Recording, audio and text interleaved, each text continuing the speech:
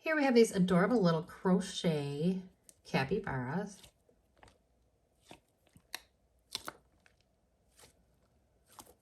They are super soft. Have a nice doughy inside. They have this nice textured skin. It looks like they were crocheted. Look at that detailing.